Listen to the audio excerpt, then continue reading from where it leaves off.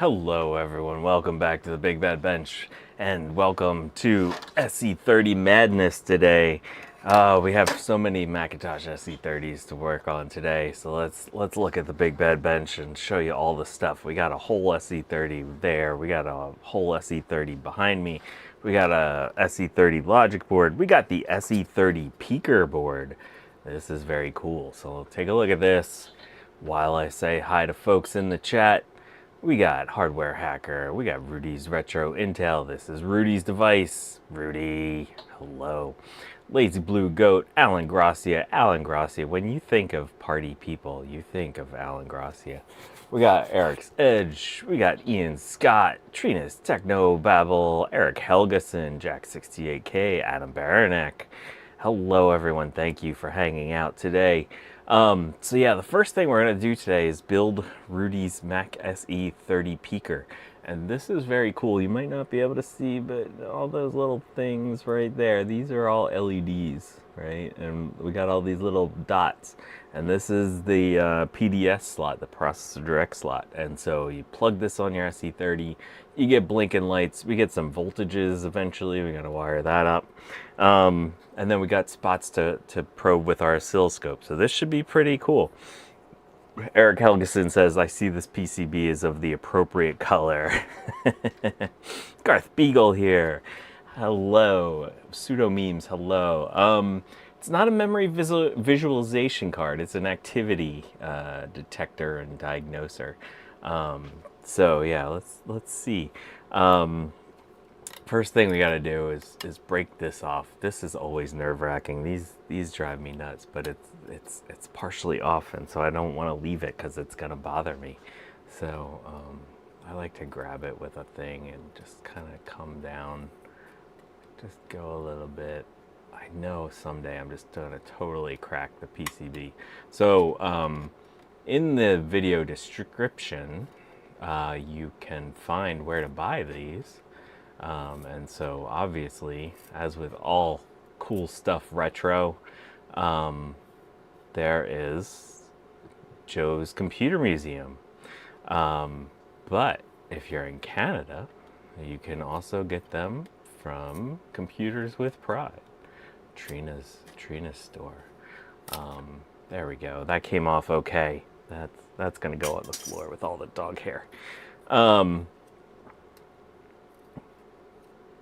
Cupum's telling me to break it off with confidence.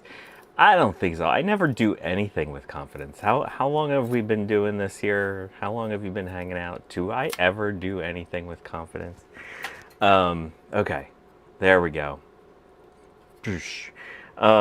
Next thing we're gonna do is we're gonna take, so there is some assembly required. I already did a little bit of stuff, but we'll get to that in a second.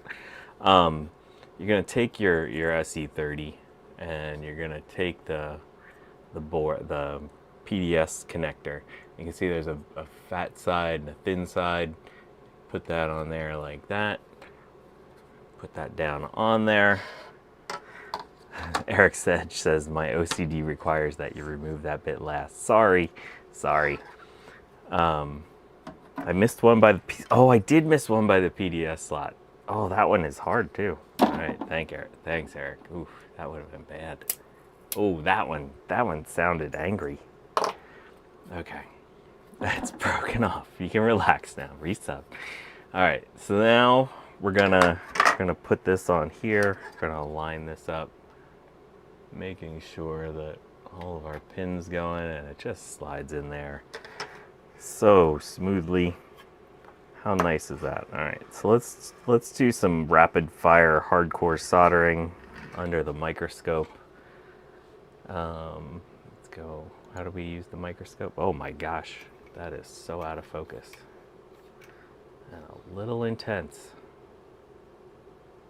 All right, that's about as good as we're gonna get today. All right, so what we're gonna do is gonna take that, I'm gonna push that on there.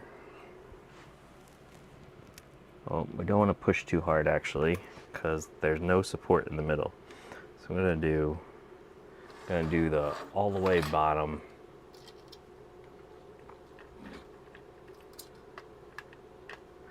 Oh, and Garth has a SE30 he's working on too. Yay, it's like SE30 day here. So I'm gonna do that one, push that down, let that solidify, and then we're gonna come back up, do the top one.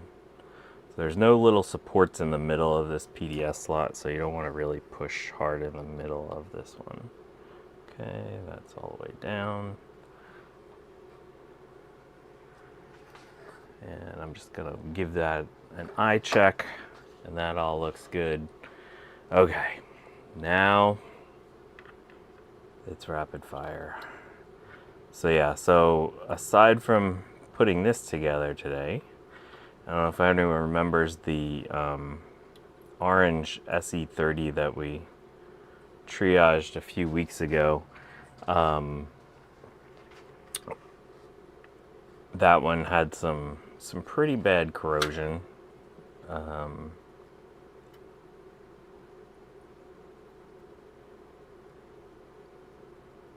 And so I did an ultrasonic bath with that board with the citric acid. That was one of my first boards I tested. And it came out pretty good, as we'll see in a minute, or in a few minutes. There were some issues with that. But we have a few more caps to put on that one, and then we'll test that. And also, because of, oh, actually, that's the board that's right here underneath me.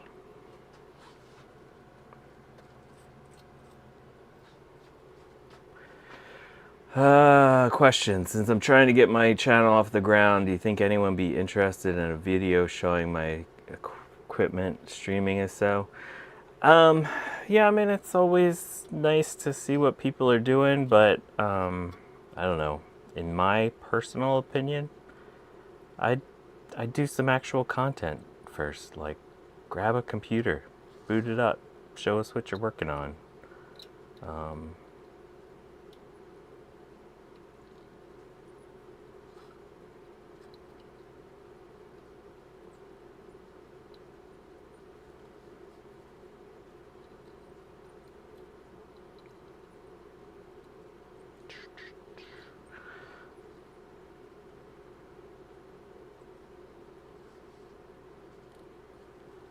Okay, so I am not following Rudy's directions, and also on jcm-1.com you can get the PDF of the instruction manual for this thing. I'm not following his instructions perfectly because he says to take it off of the PDS slot before you start soldering. But I would worry about like putting too much stress on a couple of solder joints. And as long as we go quickly here and not put too much heat, the justification is that you don't want to put a lot of heat into the PDS slot and potentially, melt it or warp the connectors or anything like that. But I think if we go quickly, we'll be okay.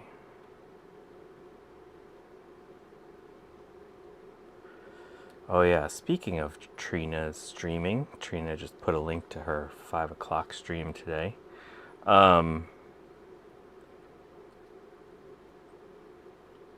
She streamed yesterday. I haven't had a chance to go check it out yet. I was out mowing and then had to go pick up dinner afterwards last night.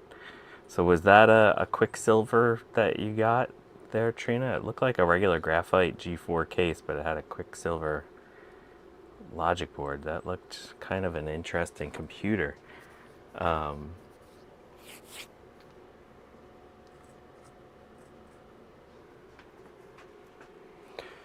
Okay, so Rudy's agreeing with me because I'm going quickly that it's probably fine, but it's a good idea to think about things and understand why he said what he said, and I think what he said makes a lot of sense. Also, I'm sort of unstable. Having this setup kind of stabilizes everything, makes it nice. The other reason to do this while you have the PDS slot plugged in like this is it helps remind you which way this should all go.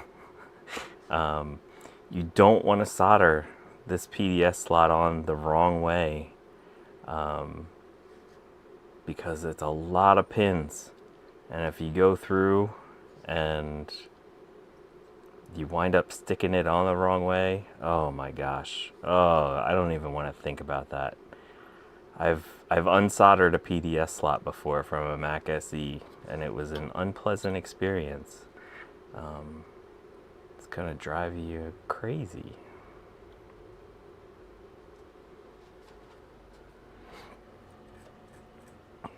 Okay.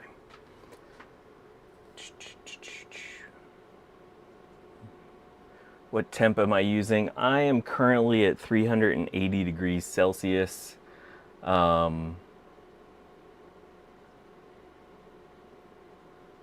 Hey, Guy Robinson, hello, welcome.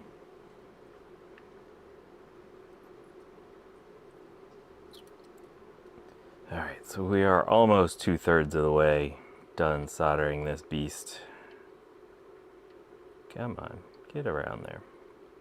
That one must be ground. Oh, almost crossed it. Okay. Okay. One left to go here. Kai Robinson's gonna try his SE30 in a minute. It's totally SE30 today, or SE30 day today. That's great. Oh, also about my temperature, I'm using giant solder right now because I'm running low on my 0.4 millimeter solder, and because of our stupid US situation, I haven't been able to find reasonably priced 0.4 millimeter 6040 rosin core solder. So I'm using this giant solder from well, this was from when I worked on cars more often. This is probably a 35-year-old roll of solder, but you know, it's Kester, so it's good stuff.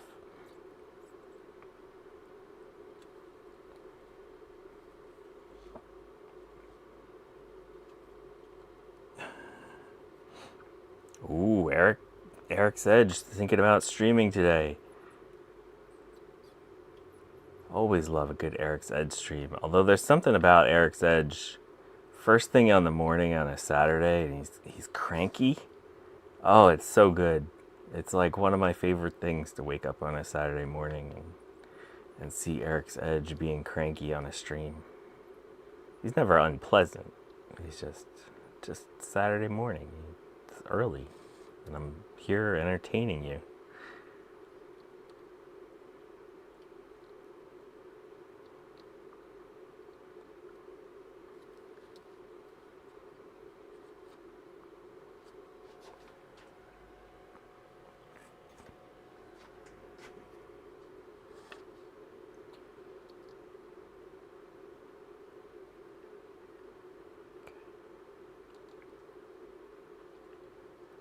All right, so is everyone paying attention? Did I miss any pins here?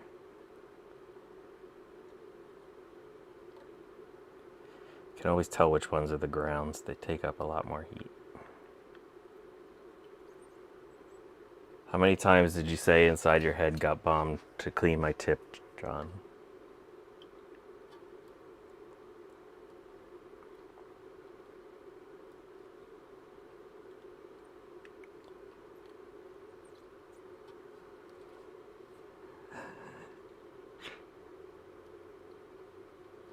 Okay, that's all those. All right, so let me show you this dealie.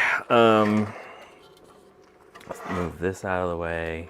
Okay, so when you get these, the little voltmeter dealies, they come with wires. And so what you gotta do is you gotta get your soldering iron. I did not do this. Look at this. This is angry soldering. It's okay. It's going away. Oh my God, come on. Left-handed soldering. We can do this.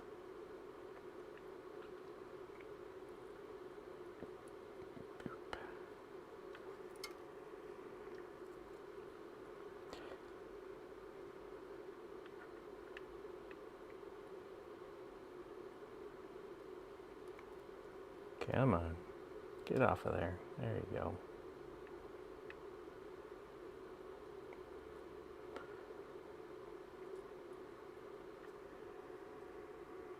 Come on. Man. Yeah, the solder that came on these was a little rough around the edges. So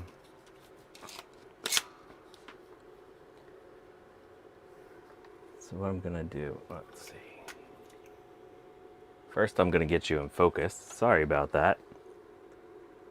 I'm gonna pull off the built-in solder using the solder pult, as Garth knows, the best desoldering tool that has ever been created. Oh, come on.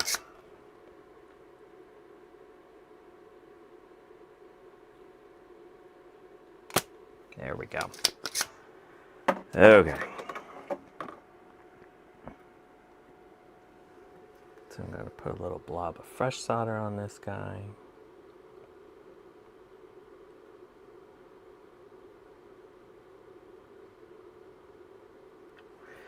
Okay, so then what we need to do is we need to get some capacitor legs or resistor legs, whatever. I was farting around with this a little bit before stream, and I will say that if you use thicker ones like this, it like the way that the holes align with the PCB, it makes it a little bit more difficult. So I would try to find some thinner ones when you're doing this, and these don't need to be very long. This one we're probably going to turn into two. So we're going to take our leg.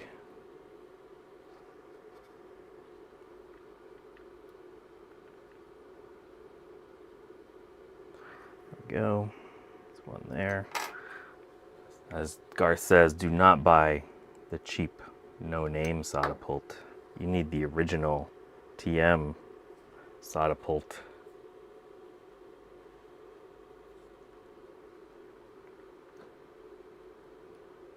Or solder pult TM, whatever.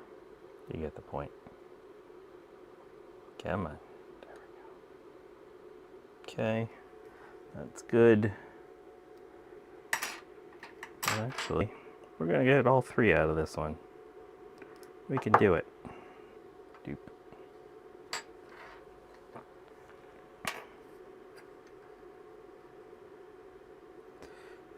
It's not like we're drawing a lot of amps through this thing, so we don't need like super thick leads. Okay, and then one of the other things I did on some of the other ones is I just went through and sort of reflowed these to take away a little bit of the solder that was there. Some of them were a little globby, and as we will see momentarily, the way these need to, let's go back to here. Okay, we're gonna pull this off. Yeah, see, that's why I don't like, I didn't want to take this off with just a couple of solder points, because these things are tight. The PDS slots are tight. Oh, the other thing you need to do, you don't need to do this, but if you leave this on here, these little tabs, you're gonna cover up our silk screening. So what I do, just take that, snip one side there, snip one side there, and then I come back and do that. Yeah, I mean, it's a good thing to have a tight PDS slot, but you just like, yeah, it's hard. Okay, so I'm gonna leave this tab on. That side's fine. So we're gonna take this, put our three leads in there, and then that should sit nice and flat on there. And we're gonna solder them up. Yeah. And if you can see, because I took some of that solder away, that the edges of those are just kind of peeking. The instructions say to cut them off. I don't think they said. I don't think it. I looked over the instructions. I don't remember saying to cut them off. They're saying you don't need them. It just helps stabilize. I thought the instructions said to just let them poke through a little bit, if possible. So, couldn't do that. We're gonna use this SE30 as a soldering bench.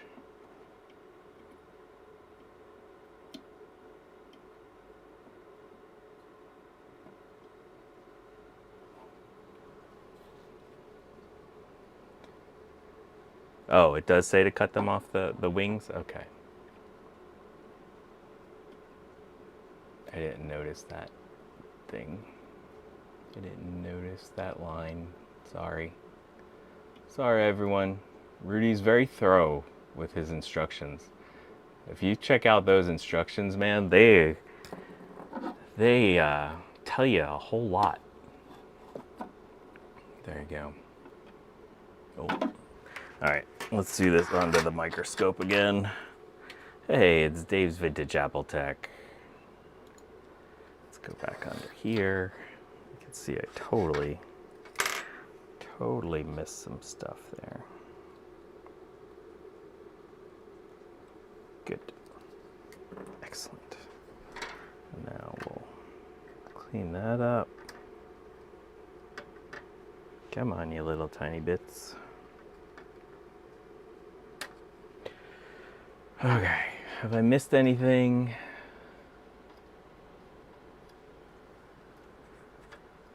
There's an XP meter? Oh, YouTube, what the hell, man? Like, this is weird. Okay, we're gonna put a new one there. Sorry, this isn't totally not gonna be in focus right now. Put that in there like that. There we go.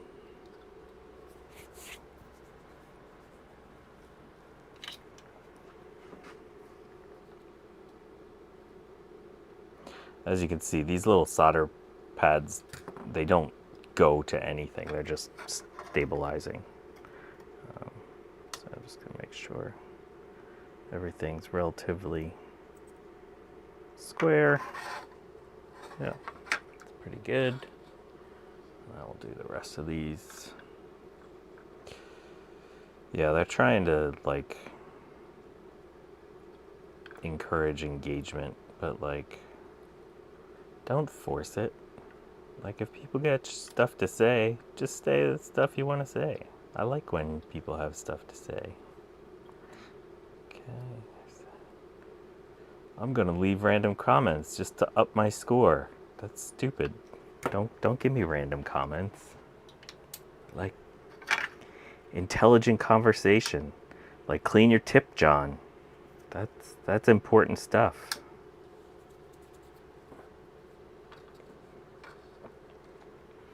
Okay, so like I said, I did the other 3 of those just to expedite things a little bit for the stream.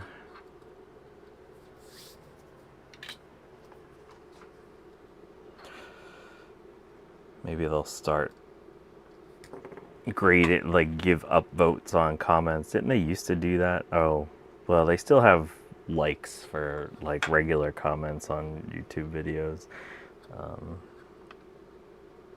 But I don't think it keeps score. Maybe it does. I don't know. I'm not a good enough YouTuber to know all the engagement criteria stuff. Speaking of which, as Eric just said, me being not a good YouTuber, hit that like button, folks. That would be swell. I would appreciate it. And apparently YouTube appreciates it.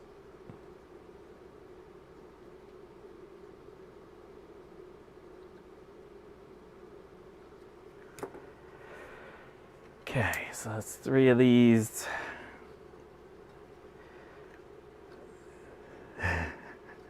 I'm showing cleavage right now.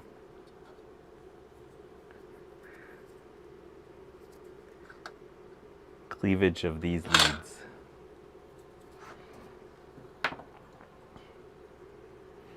Okay, last one of these guys.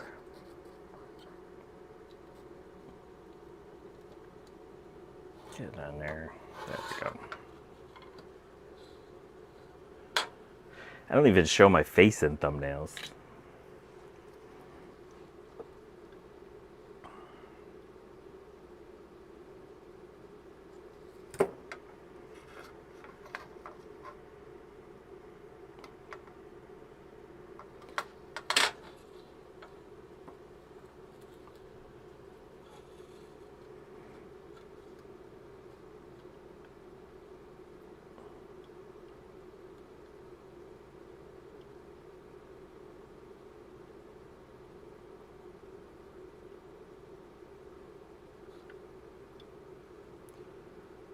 Okay, so this is basically done now. Now we got to finish this SE30 board. And let me show you some of the mess I found there. Okay. Oh, we got to do more cleavage. Oof. That's some good cleavage. All right, there we go. This guy's done. All right, so now let's take a look at this SE30 board. I did that cap. That section was pretty good. I did this cap, and then while I was doing that cap, Q3 fell off. So we got to put Q3 back on. So this little transistor-y dealy. That happens sometimes when we get some really nice corroded solder. It weakens, gets brittle. So actually what I'm gonna do real quick with Q3 is I'm just gonna give it a little bit of a scrape.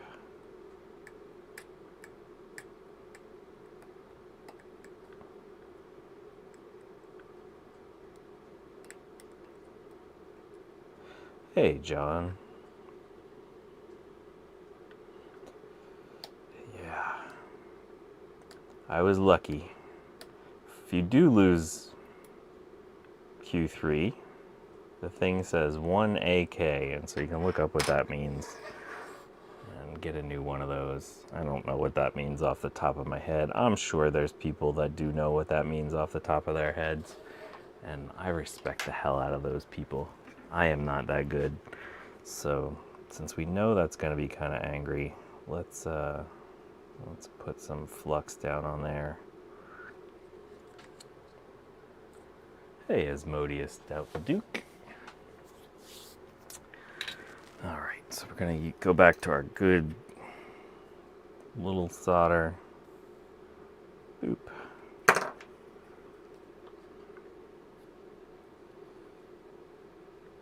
Come on, you guy. There you go. There you go.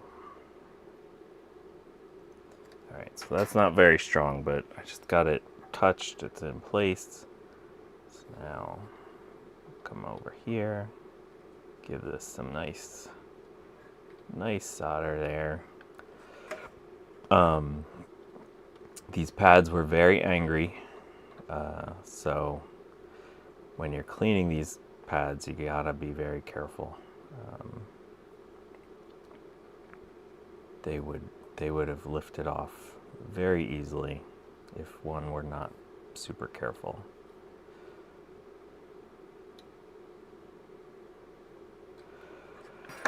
Okay. Oh, sorry, that was a little off center. 1A means that you look in the bin containing 1A replacement transistors. Yeah.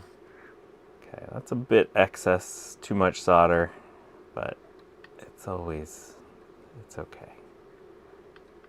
It's gonna make my brain itch. That's okay.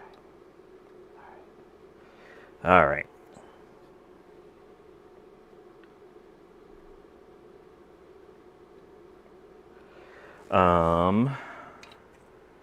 What else? Let's see. Somewhere, oh, over here, I still have 2 pads that I didn't clean. So these were, all the pads on this, the solder pads were very crusty. So I just wanted to do a couple pads just to show you how I do it. And I had applied a lot of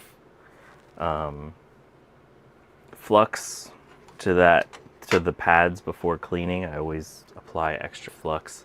I'm gonna put some more on. The flux can really help you like get rid of the corrosion.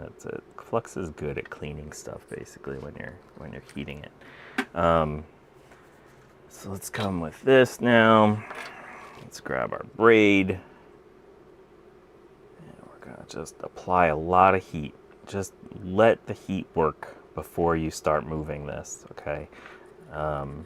And so once that heat really gets in there, then you can start moving your tip around with your solder braid. And you don't want to pull the solder braid. You want to move your tip. Do not pull the solder braid. Just keep moving the tip until that pad cleans right up.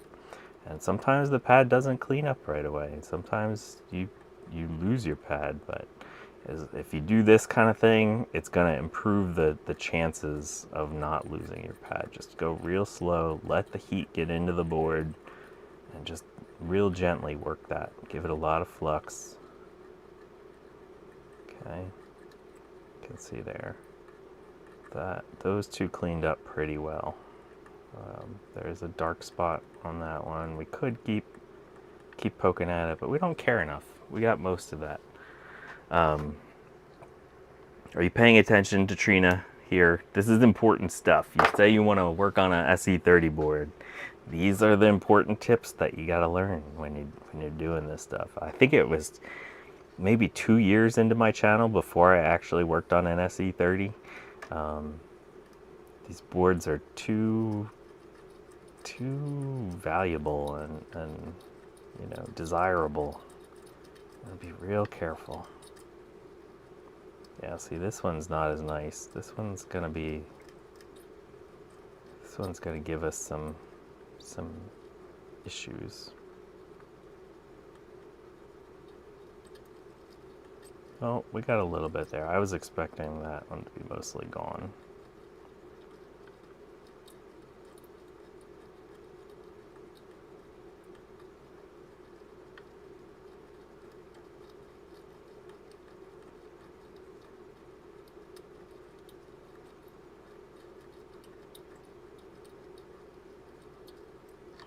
Okay, there we go.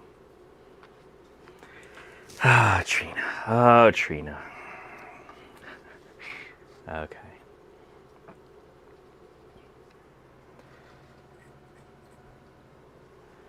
Okay.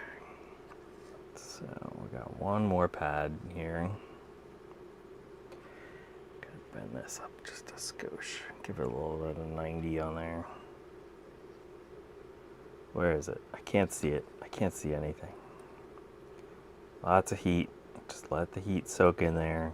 And then gently. Look at that. That one cleaned up real nice. See, that's the thing about these. Some of them clean up real nice. And one's right next to it. Can be a total nightmare. Okay. Oh, look. We got that one back eventually.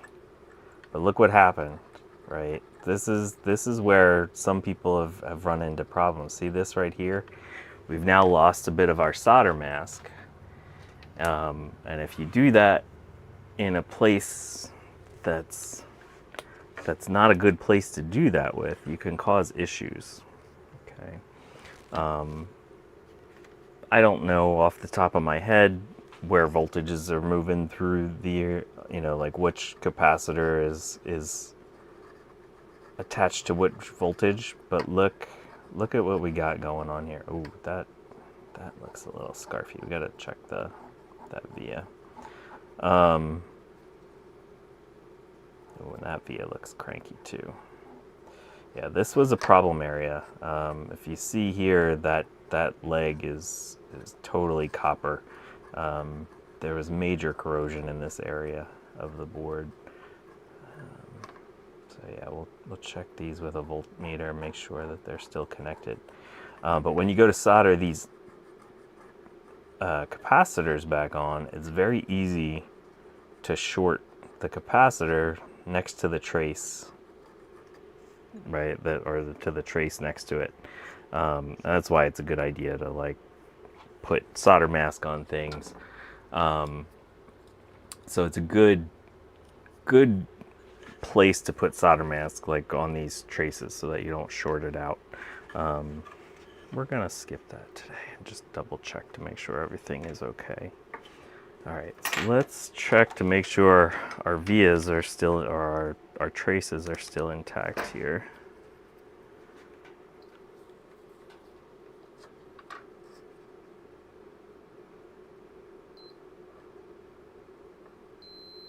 That's good. This one, that's good.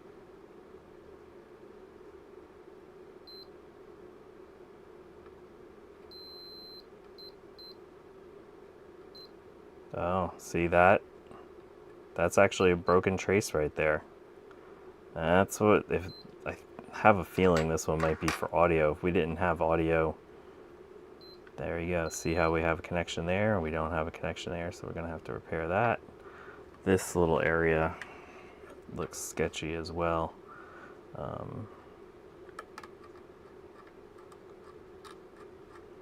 Well, actually, Kai Robinson probably knows exactly what all these traces are. He probably has them memorized in his brain. Okay, so that one's fine. But this guy, that one's toast. So yeah, it's a good idea to double check your traces. So we're gonna work on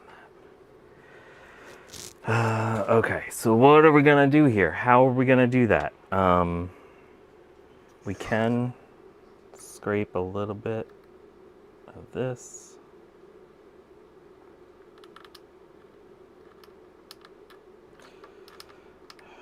I think what we're gonna do is we're actually gonna cheap out here, and I'm not even gonna put a trace repair there. I think we're just gonna bridge that with solder since it's so tiny.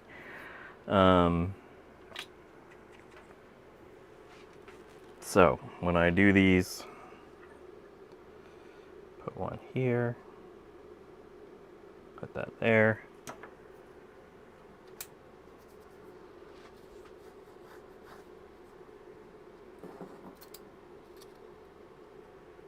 Nice job, John. John with a good repair story. Always love to see another one saved.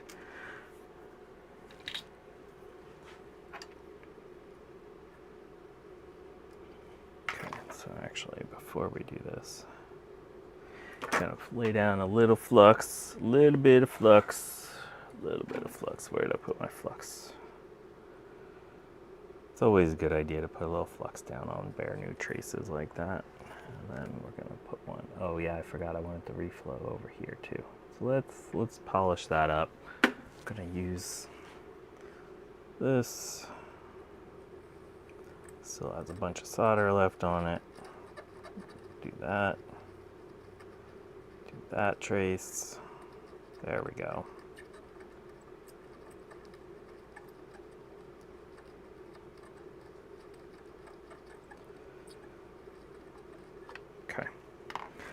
Okay, that's nice. That'll all work out great. That'll be great.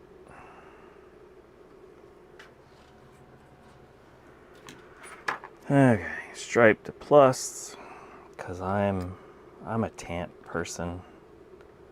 I know there's a lot of debate about that. That's what I use.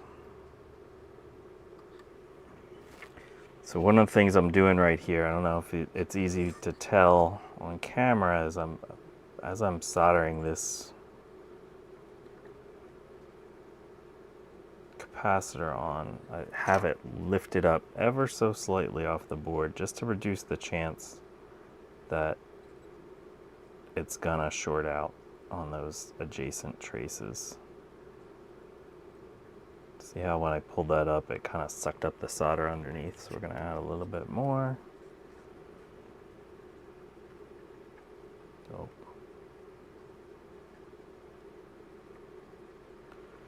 Oh man, we might have to do a real trace repair there. Oh, I was hoping we would get away without doing that, but it does not want to flow.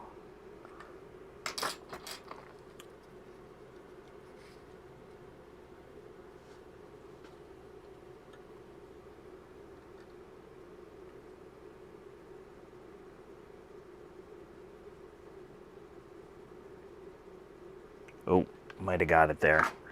Not the prettiest repair, but I think it should work. Let's double check.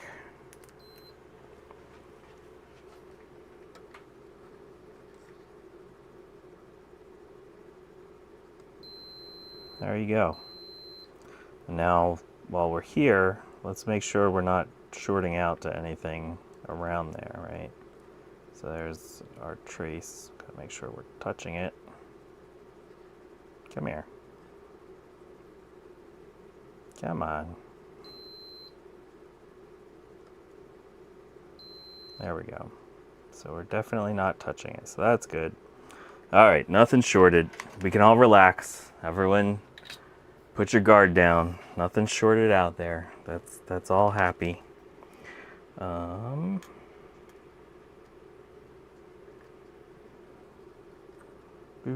Gonna have a similar situation here. This one's particularly bad because it runs right underneath there. We're gonna do the same kind of thing though. This time we have a couple right over top there.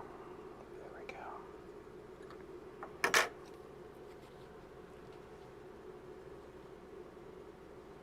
Oh, who's talking about Mac Plus?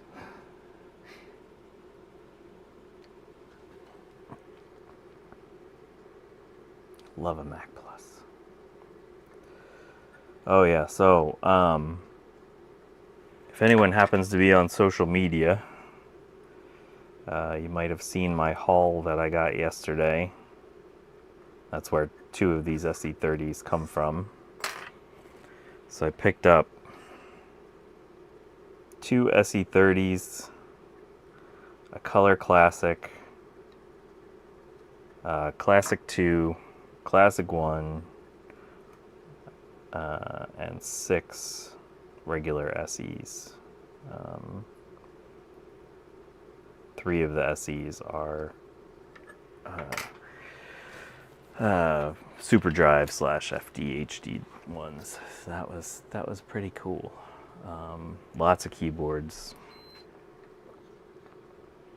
Okay, make sure we're touching our traces. There we go. That's fine. Not touching there. Make sure this is actually connected all the way. Oh no, that's not the same trace. That one goes over to here. Yeah, that one goes to there. This one is the different trace. That one went under. Okay, so that's good.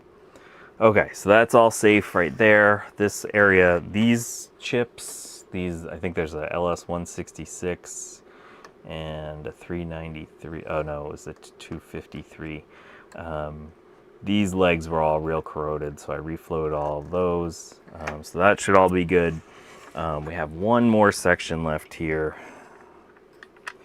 So if you look here, there's a big honking piece of wire there. This little trace coming out of the via, and the via were totally fried, so I had to repair that. If you look at this, look at the pad. These 3 pads, they're gone. That's not dirt. That's not corrosion on the edges of these pads. These pads are just straight up gone. So yeah, this board had some issues. So we'll see. We're probably gonna need the SE30 Peeker on this thing to get it going. So I don't think I said it. Rudy, thank you so much for sending that to me. I really appreciate it. It's obviously gonna get some use. How many Apple design keyboards? I think there were only 3 Apple design keyboards. What I didn't realize in my social media post is that some of the aircraft carrier or battleship keyboards, what's the original one called? The Apple Extended Keyboard. Some of them are Apple Extended Keyboard 2s, and some are regular Apple extended keyboards. So again, see here, we got to be careful that we don't short against that trace, and the same over here. So I'm going to do the similar kind of thing where we kind of lift this up. And if I weren't doing this on stream, I probably would have put solder mask on there, but it takes forever with my setup to get solder mask to dry. So we're gonna skip the solder mask for today. This one, we can just space off to the left. We know that won't short there.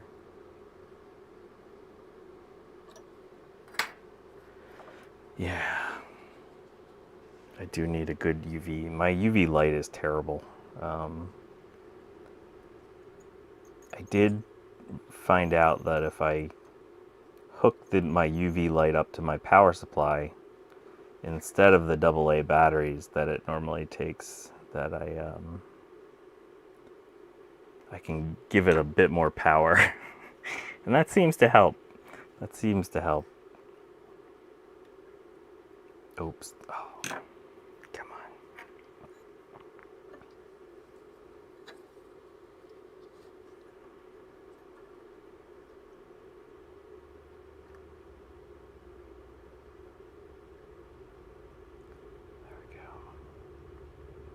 Up a little bit. So you want to be really careful, because I know one of these has 12 volts, right? So be very careful right here about potentially shorting 12 volts out to anything. That would be very bad.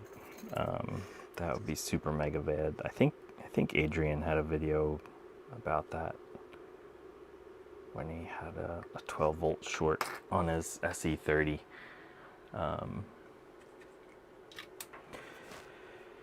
Okay, let's just double check. It's good.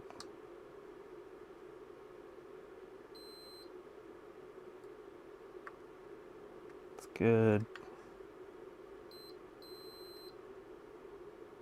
That's good. And all these, well, one of these is going to be negative, so yeah. Okay.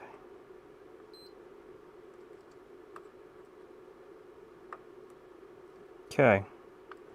So I think we're good. I think we're good. All right. Anyone else stressed? Anyone else stressed about powering this guy up? Let's put away our caps. I think I have all the caps installed. Let's give it some RAM. Have the battery holder out here. I'll do that after stream. Let's get rid of our little wires.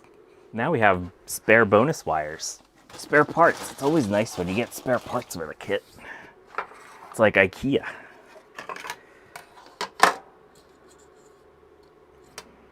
Alright, let's plug this guy in. Oh, we got to put in our ROM. Okay, so the other thing, and I tell you this trick all the time, but whenever you have these full-on plastic SIM slots, spray everything down real good with deoxit. Just lube it up. I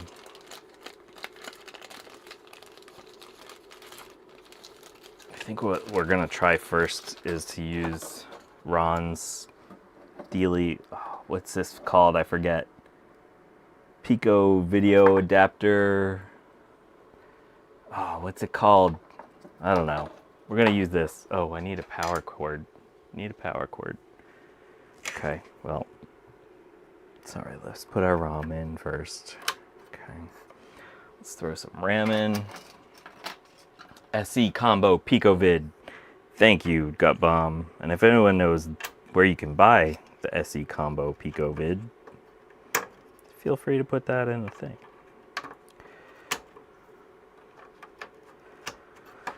Okay, one moment, please.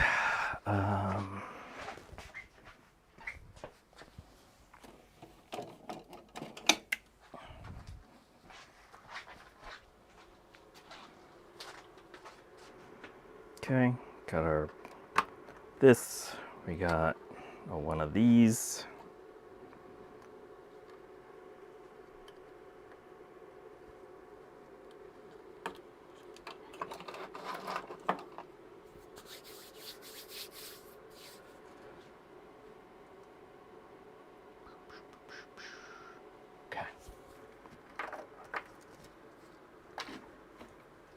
Turn on that, plug in this. So this is just a regular ATX power supply.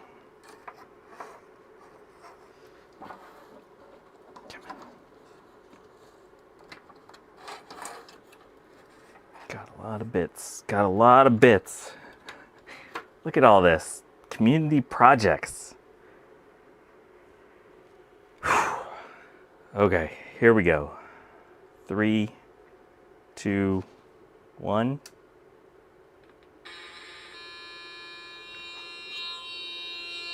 That's not good.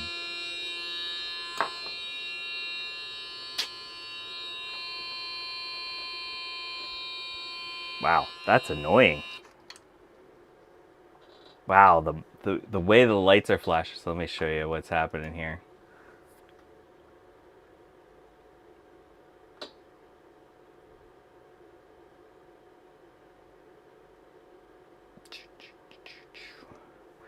That, oh, there's a thing in the middle. Huh. That's interesting. Let's go back to this. Let's shut that off. So, it looks like one of my things isn't working. Our voltage is 12.3, 4.85. That's a little low. Looks like we got sketchy stuff happening. Let's go zoom in.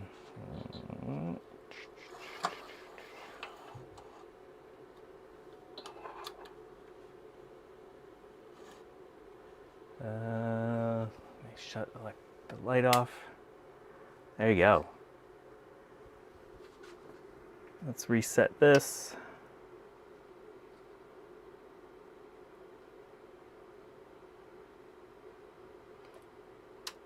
Oh. So we don't have -5 volts because we don't have that on the RON thing. We're getting some weird stuff happening here. All right, let's do one quick little thing. Let's reset our ROM sim, just because I've had so many issues with SE30s and sketchy ROM sims. And actually, this ROM sim's a little dirty.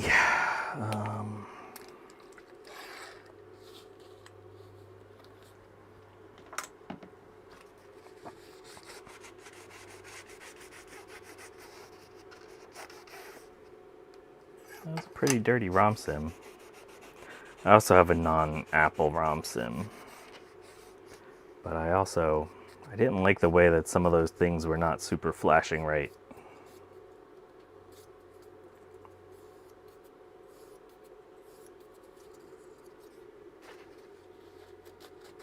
Makes me worry about the traces.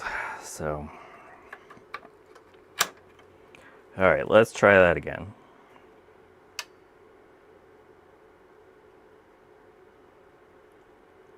That looks different.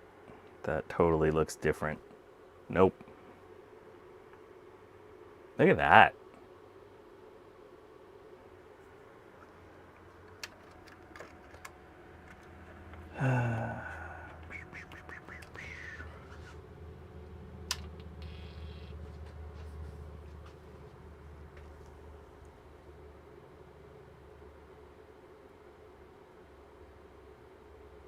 Looks like there's important stuff happening on that board. I love this. All right, and then it goes into a halt. Okay, so it's trying to do some stuff. All right, this is cool. This is cool. All right, I'm gonna hold on to the ROM sim this time.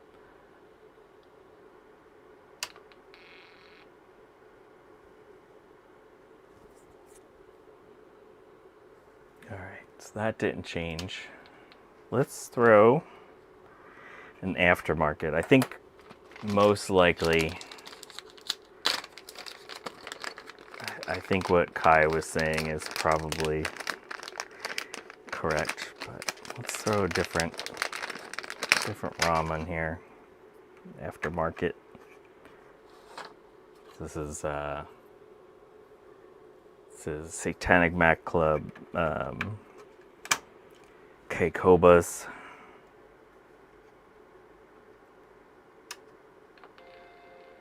Oh, we had sort of a regular chime there. I don't know if anyone heard that.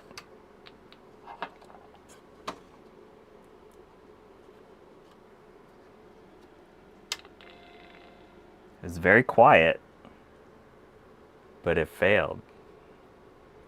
So, like, that's good. That's really good. Cool. All right. But we're still getting our CMAC.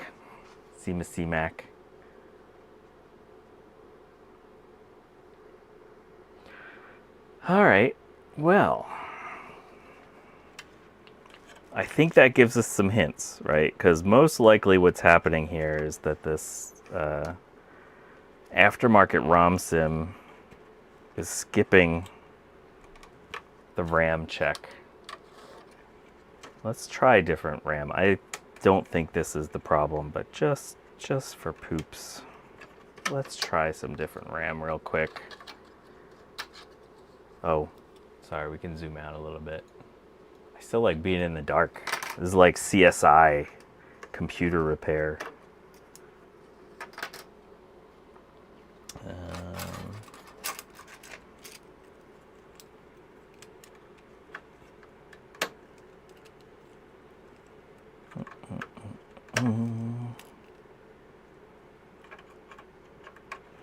Let's put all 8 in there.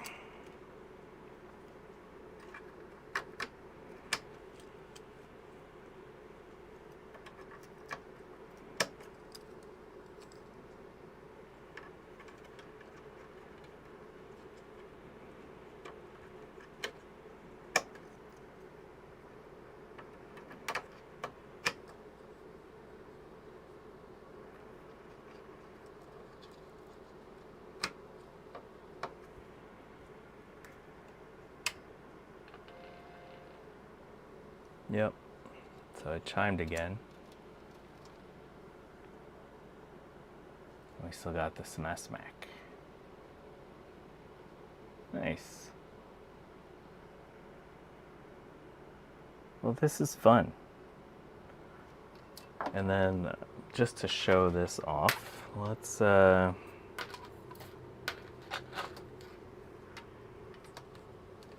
do a thing. Let's look at our activity here. Let's use this for its intended purposes. Boop. Oh, now you can't see the thing.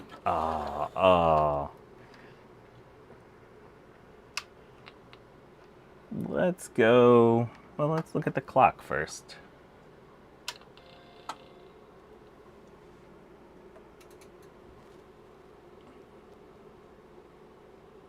Oh, you stupid. This software is so terrible. I apologize. Come on, do your thing. There it goes. It's a clock. Look at that. And then our other clock, that one's different.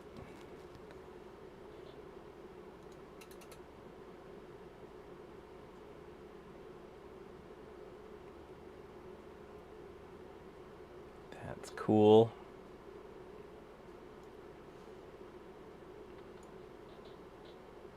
Yeah, that's what I'm saying. The frame rate of the oscilloscope software is terrible. So we're getting a lot of activities. This is good. This is good. So A0, A1, This is so much fun. This is so much easier than trying to figure out what goes where. I'm gonna come over to UE10. I think I have a feeling our issue is with UE10 since that's where most of the corrosion was. Yeah. I have a feeling, yeah, there's no activity on a bunch of these pins where the corrosion was. I have a feeling I gotta pull, oh, there's one. That was on the edge of the corrosion. Go back the other way, nothing. I think I got a bad trace on UE10. Yeah, there's like no activity on that chip. I have to pull up. One of the nice things about Rudy's, all right, let's turn the lights back on. Let's see. Go back to here. Shoot. Sorry, one moment, please. I'm having technical issues. I don't know how to use a computer. Okay.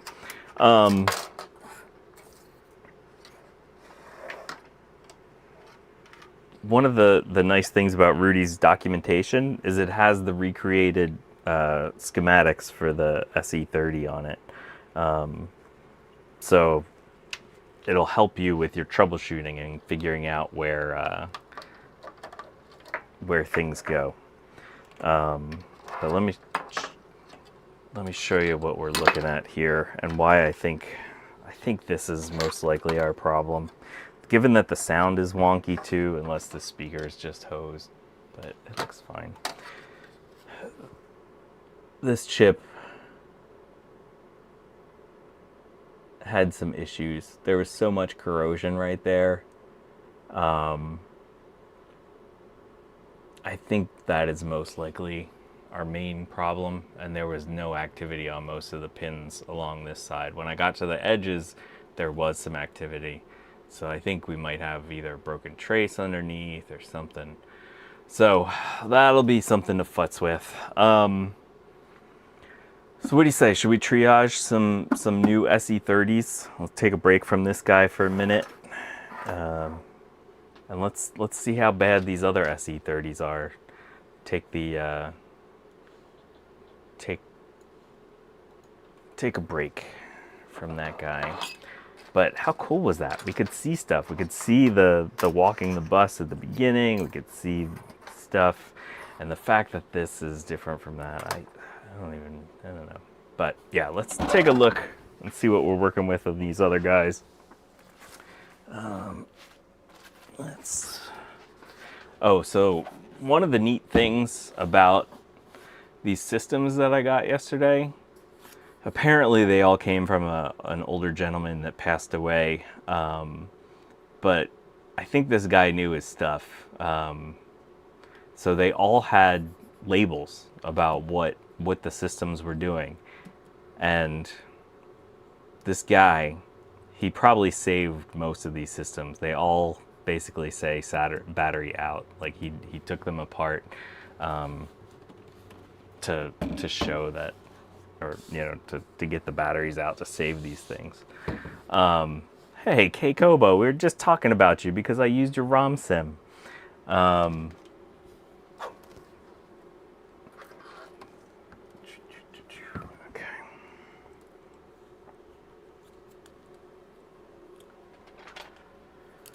So yeah, Rudy's little thing is very cool.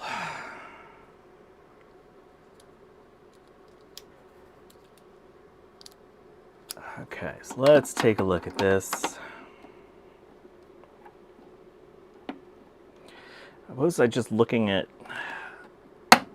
I think the next time I go and buy stuff, I might get a Grappler Minus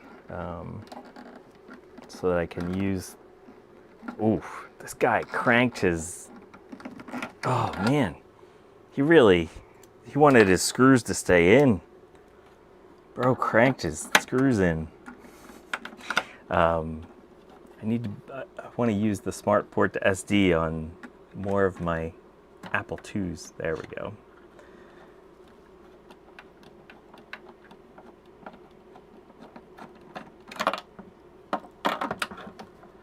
Yeah, I just used one of your ROM sims on an SE30.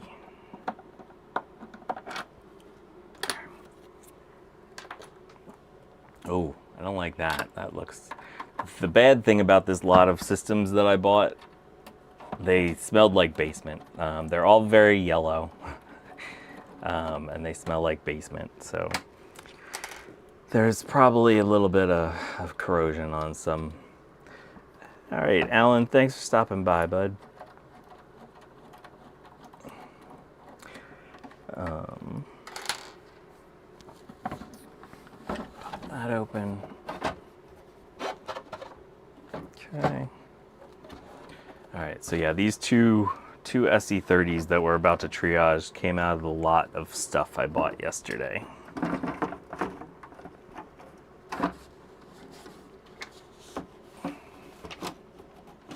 Oh, forgot to pull out the programmer switch. Don't forget to do that or you can break them off. There we go. Oof. This guy's seen some use. Wow. Look at all the ash or soot on this thing. Oof. Okay. No major leakage down there. That's always a good thing to see. Doesn't look like there's as much soot inside here. That's good. And it doesn't look like there's much in the way of burn in there. I can see a little bit, but not very much.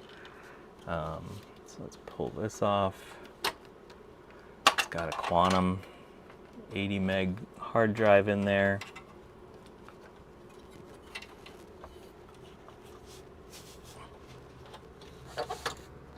It's got a Sony power supply. Gonna pull that off, so I'm less likely to bust it.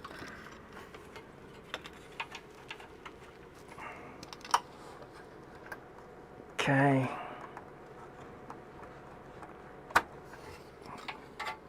Well, this is interesting. It's got the yellow floppy cable. These are typically for 800K max, so that floppy drive probably didn't work. I think there's a pin missing in the yellow ones, from what I remember hearing. Oh man, 2 a.m. for Cake Hoba. You are a party animal. I cannot stay awake that long. Oh, there we go. All right, so what are we looking at here? This looks reasonably clean. Wow. That is a relatively clean SE30. Look at that.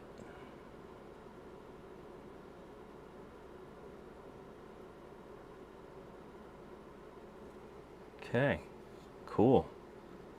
I think we could rip some of these caps off and test this guy. Nice. That's always a good find. This doesn't look too bad in here.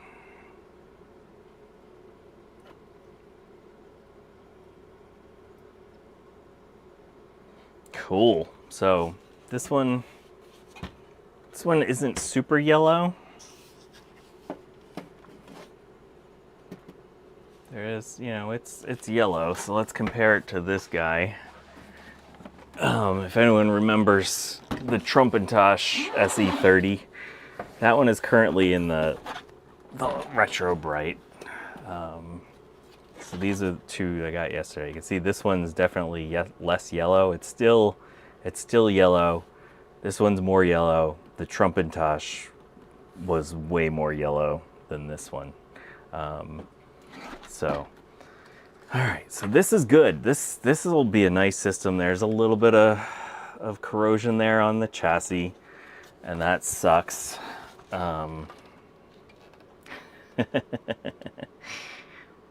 Yeah, normally I can't say his name, but the Orange Clown SE30. but it looked just like them. There was a really awful tan line.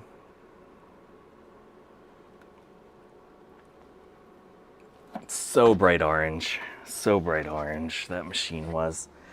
All right, so that'll get disassembled and we'll take a look at that. Let's set this logic board aside. I think we're gonna try to power that up.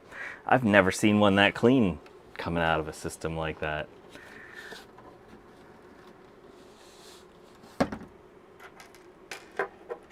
Okay, there's no screw there, there's no screw there. Oh, these are not the right screws, but this, look at this. Look at that.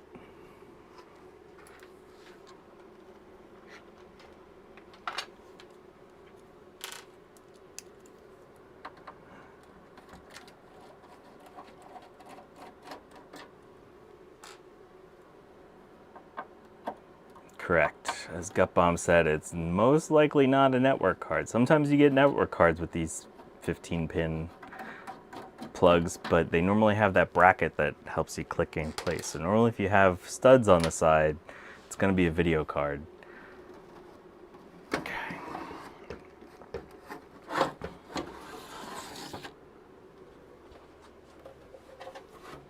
Oh no, I think it's missing.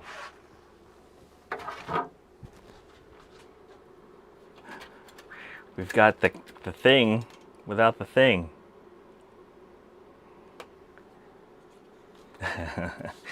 Game port adapter. This hard drive is only held in with one screw, so it's flopping around. Oh, that's such a shame. Would have been nice if there were a card in here. Oof. There's a lot of soot on this neck. Oh, that hard drive is not held in with any screws. Okay. Let's take this off before I do that.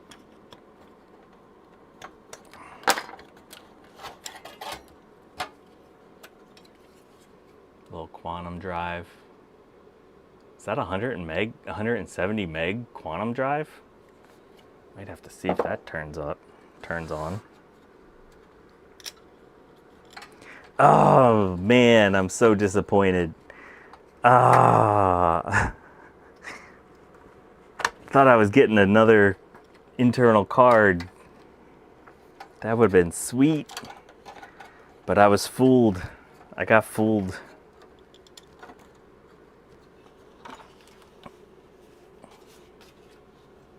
Oh.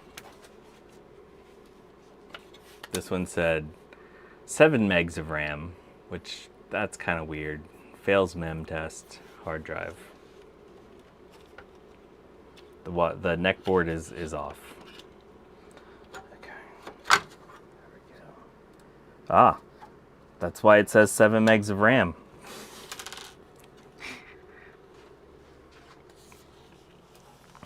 Let's set you aside. Yep. Only has 7 megs of RAM. This one's relatively clean. Oh wow. But where can you see it? Can you see this? I've never seen that before. There's drips. Yeah, it'll fail mem test with only 7 sims in. So maybe this guy didn't know his stuff. He knew some stuff. He didn't know all the stuff apparently. But he did okay. He did okay. Let's go under the microscope. Look at that. That's juicy.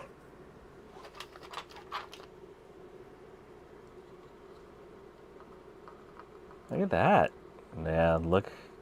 Those traces do not look happy right there underneath that juice. That's something. Let's add a little isopropanol on there. That's pretty wild. I don't think I've ever found one that actually wet when I took it apart.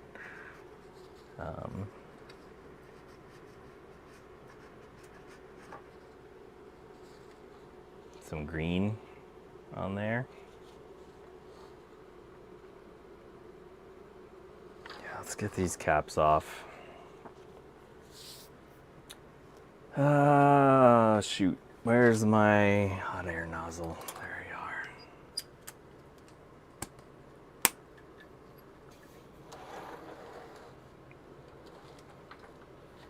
Sorry. Everything's all tangled up. There we go. A couple years ago, I remember a Dave stream where Justin and Sloopy were at RTC's house and the caps were actively leaking like that. They turned it on and juice sputtered out of a cap. Yeah, there you go. Let's just plug in something that we know is bad. We don't do that here on the BigBadBench. Look, see this? This is what we normally see around Q3. Remember I mentioned Q3 on that other board? This guy. Look at all that corrosion right there. It's wet. That's wet too. All right, where's my super high-tech heat shield setup?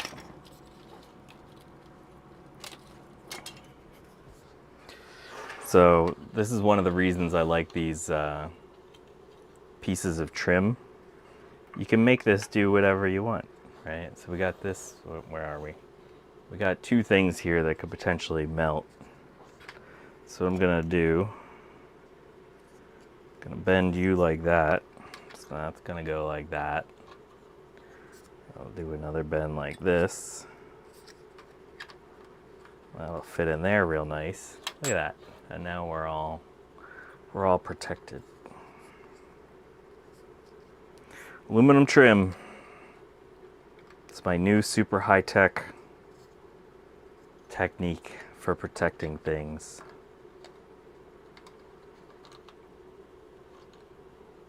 The corrosion is holding it on. Yeah, that is basically what happens, Eric.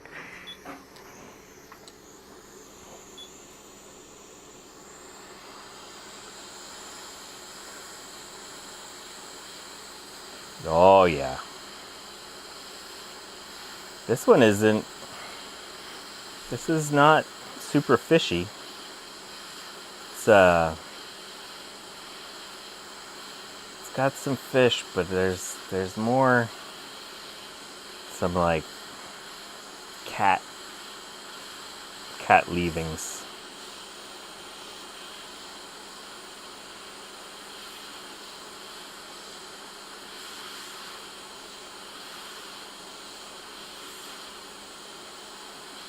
Again, here for the desoldering, I'm actually at 390. I should probably be a little bit lower. Oh, that's gonna blow. This is one of the reasons people don't like to use hot air on caps. There we go.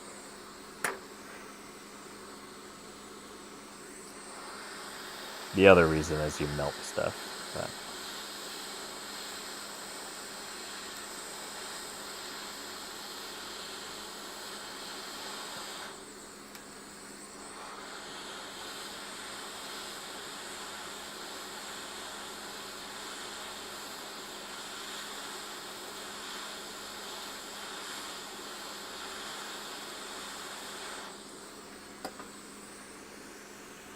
Okay. Switch over to this area near Q3.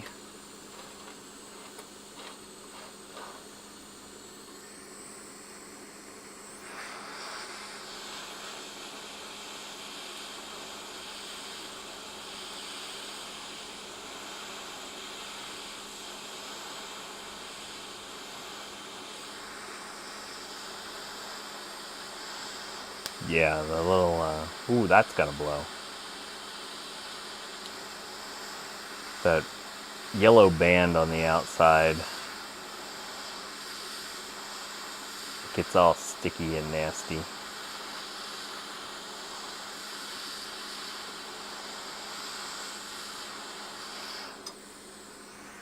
Okay, I don't know if we're gonna power this one up. This one, I think this one might need an ultrasonic bath before we power it.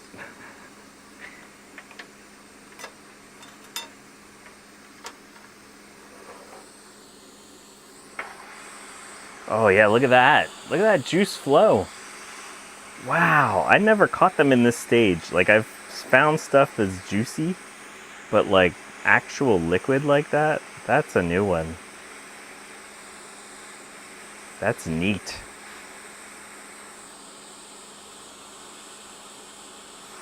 Yeah, we're not gonna power this one up. The other one though, I think we might power the other one up.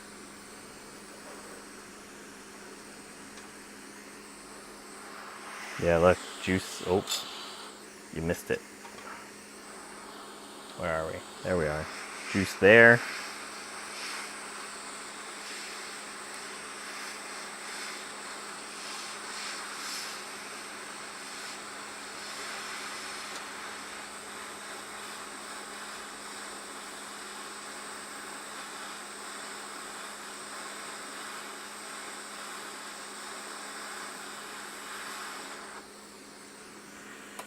All right.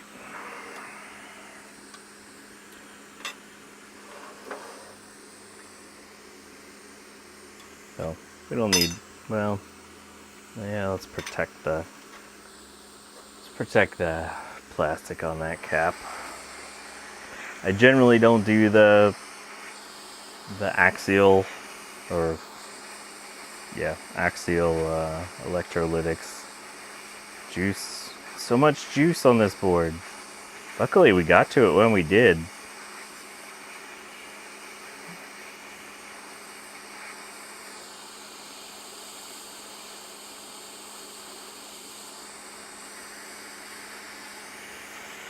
So before I had the ultrasonic cleaner, I would use dilute vinegar to clean my boards, or to neutralize the electrolyte. And then you can also use some dilute detergent, but you want to always rinse everything out very thoroughly with distilled water. You know, like you can get a jug at the grocery store or whatever. After you're done doing all your washes, like you can let it soak in the water for a little bit. And then if I'm in a hurry, I will often give a spray down of isopropanol. So the isopropanol will displace the water and evaporate relatively quickly. But in any case, you should let them sit overnight, typically before powering them up. Okay, that's that board. I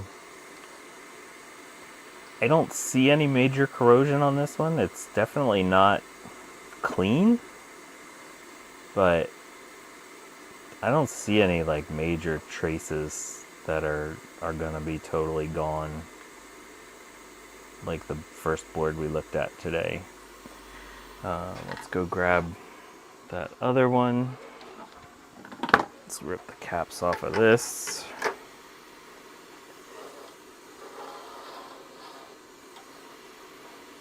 I actually used to use an electric toothbrush as you know, a good sort of poor man's ultrasonic cleaner.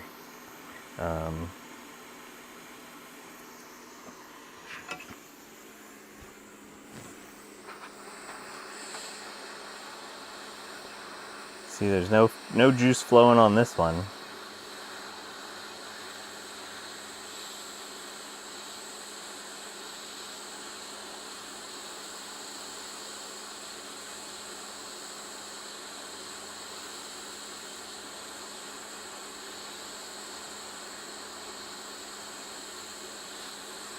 Again, don't pull on your caps. Just let the heat do the work.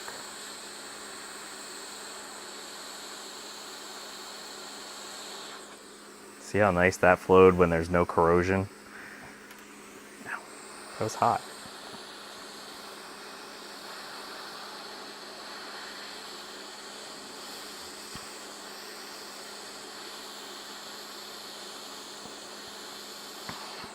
So flow. So flow.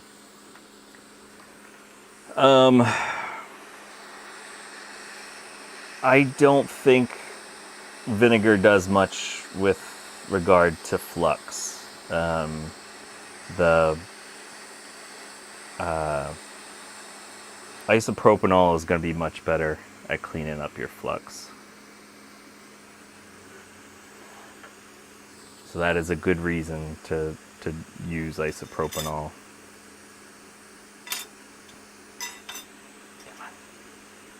A little heat shield got some heat on it.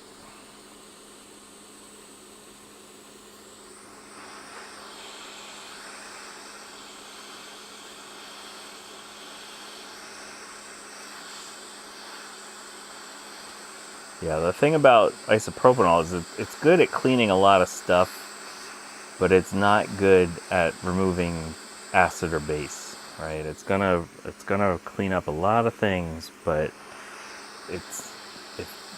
with the electrolyte that's in the capacitors, it's a base. That's why we use an acid to clean it up, and like the same with the batteries. The electrolyte is going to be a base, so you give it a little vinegar. That's going to neutralize the base. But isopropanol is not really good at dissolving those kinds of things. That's why soapy water, that's good too.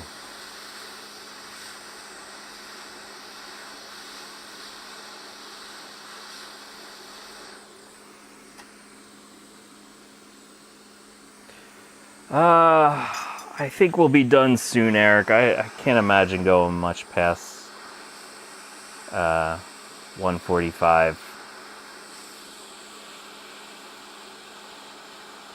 Did Eric Helgeson ask a question that I missed?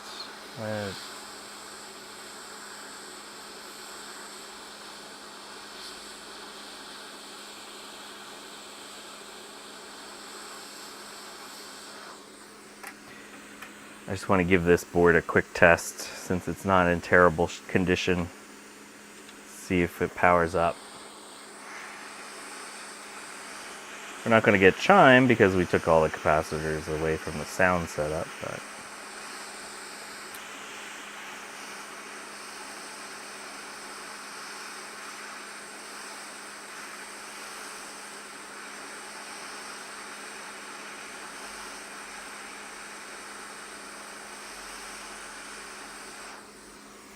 this is one of the cleanest boards I've ever seen. This is nice.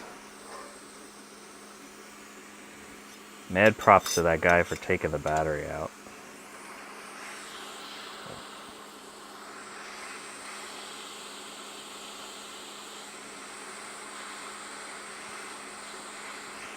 Yay, Eric's Edge is gonna do a stream at 2:30 today, and then make sure to check out Trina's Technobabble at 5.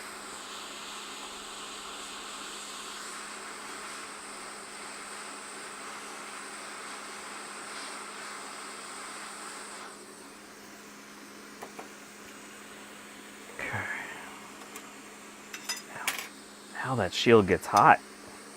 I guess it's shielding heat.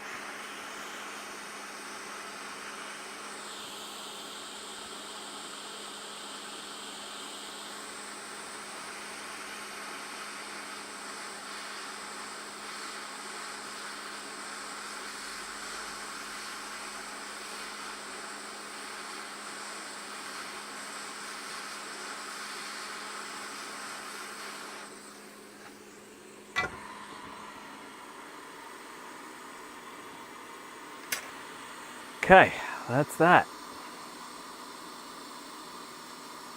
Hardware hacker, you're confusing Eric Helgeson, who is Blue Scuzzy Eric, and Eric's Edge, which is Eric's Edge.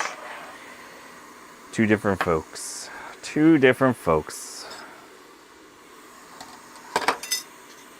Okay.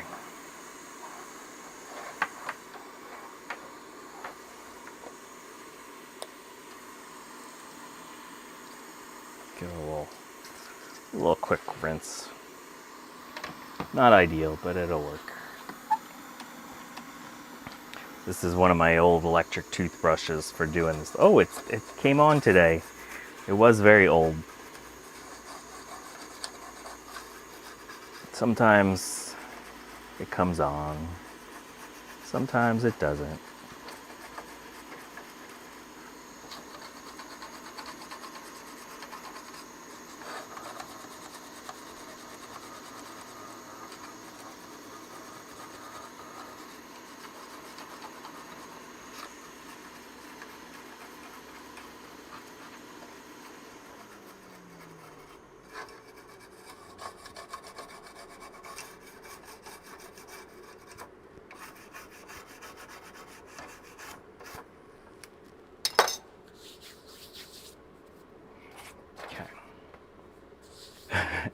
Eric says he's the much more handsomer Eric.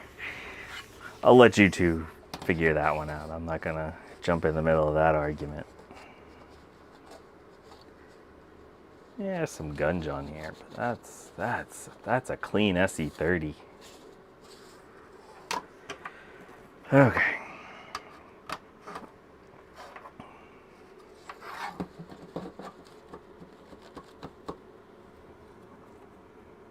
Yeah, I forgot. You should always look at the bottom too in case there's something hiding, but I don't see anything bad.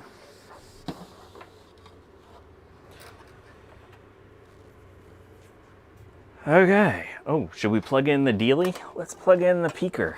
Let's plug in the Peeker.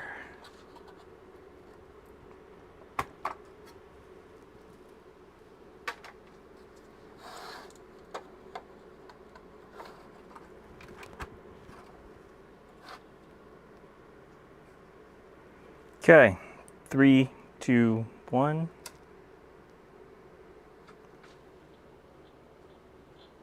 Oh, shit. Yeah. This one just came right up. What kind of reflection? Oh, that's a reflection. That's neat. There we go. It's doing its thing. Should we see if it'll boot? I don't know what I have as far as blue scuzzies that are active. We got our floppy disk. All right, let's shut that off.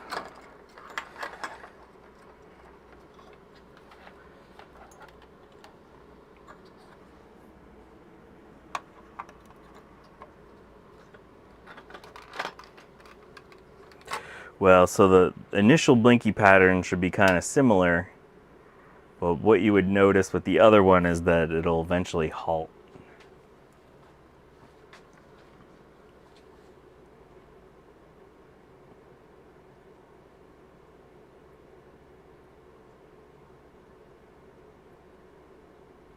This is cool. I just sit there and watch this.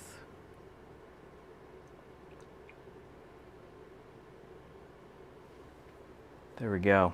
I don't know what version of Mac OS I'm gonna try to boot up here. I don't know. Look at it go. Oh my God, it's working hard. Look at that. Oh, it's working so hard. I think this is 753. Look at that blink. Go, you little SE30. Go.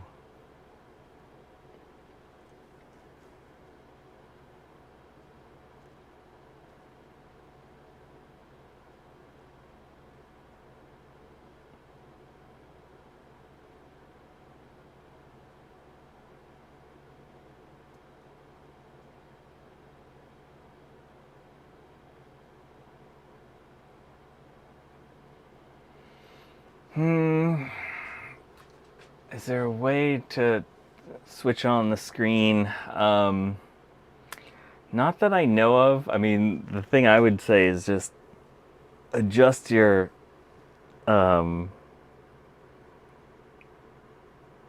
adjust the sub brightness on the analog board to like the lowest you need to, and then turn the knob on the front so that the screen's basically gone.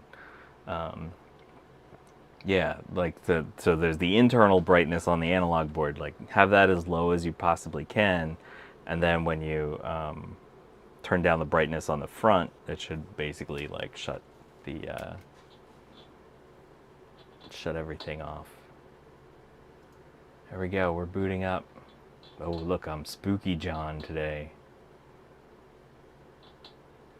I like this better, though. Let's go back to here. This is cool.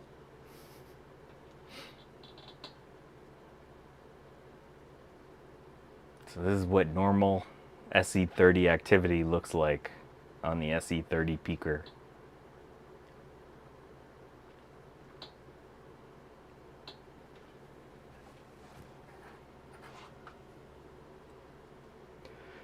While we're waiting for this to finish booting up, if folks wouldn't mind hitting a like button, that would be swell. I appreciate the heck out of that. You gotta like blinky lights, right? Like, how cool are blinky lights? This guy's working hard. It's trying to boot 753 with 5 megs of RAM. This is on an SE30. This is working so hard.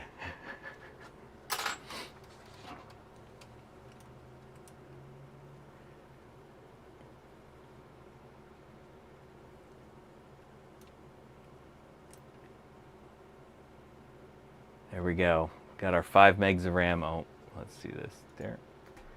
Got our 5 megs of RAM. We booted system 753 on an SE30 with 5 megs of RAM. That poor thing is working. And you could see it work. You could see it work by Rudy's Retro Intel's Mac SE30 Peeker. There you go.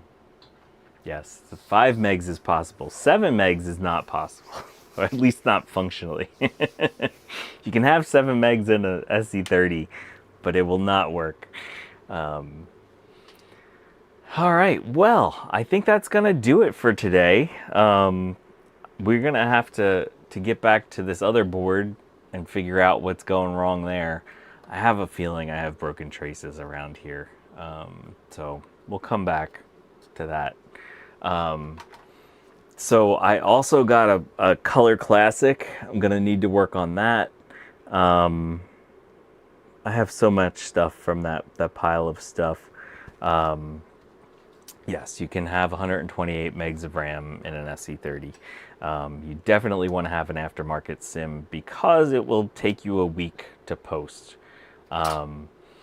So yeah, we'll probably come back. I don't know, I might have to do a midweek stream because I don't want to let that Color Classic incubate in all of its juices that I'm sure it's probably sitting there juicing all over the place.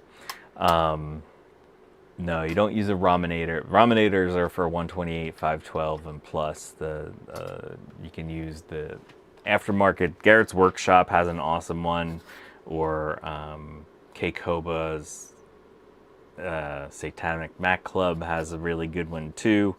So yeah, the good ROM sims are out there. Yeah, working on Color Classics is not fun. All right, I gotta get out of here. I gotta mow some lawn, but make sure to go watch Eric's Edge. He's gonna recap an SE30. It might not have the blinky lights, but you have Eric, which, like, Eric is way better than blinky lights. So, yeah. Have a lovely week, y'all. Keep your eyes out if I decide to work on that Color Classic this week during the week. And otherwise, thank you all. I appreciate the heck out of you. And as we say here at the Big Bad Bench, if you're a Trumper, go F yourself. Have a great week, y'all.